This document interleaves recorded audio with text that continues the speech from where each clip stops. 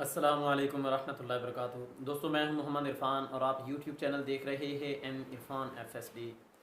آج جس ٹاپک پہ بات کرنے لگے ہیں وہ یہ سامنے آپ کو کومنٹ نظر آ رہا ہے۔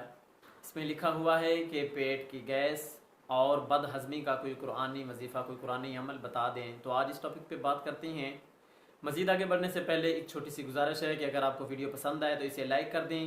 اگر آپ چینل پہ نئے ہوں تو چینل کو سبسکرائب کر کے بیل آئیکن پریس کر دیں تاکہ ہماری ہر آنے والی ویڈیو کا نوٹیفیکیشن آپ احباب تک پہنچتا رہے۔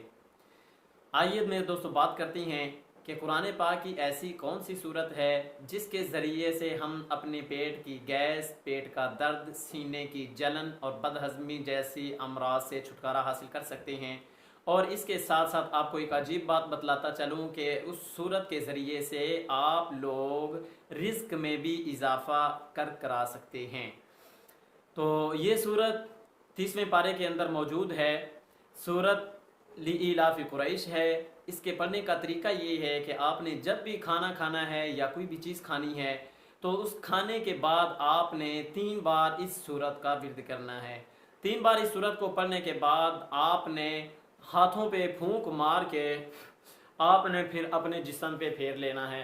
خاص کر سینے کی جلن کے لیے اگر آپ یہ وظیفہ کر رہے ہیں تو سینے پہ پھیر لیں۔ اگر آپ پیٹ درد، پیٹ گیس کے لیے یہ وظیفہ کر رہے ہیں تو پھر آپ پیٹ پہ ہاتھ پھیر لیں۔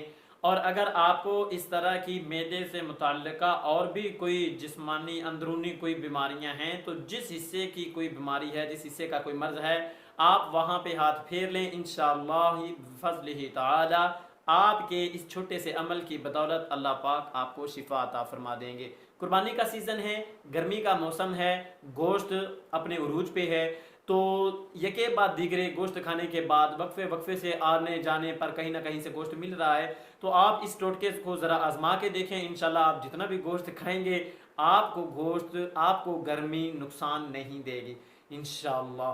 اب ملیں گے انشاءاللہ پھر کبھی کسی نیکسٹ ویڈیو میں، تب تک دعاؤں میں یاد رکھنا۔ اللہ حافظ۔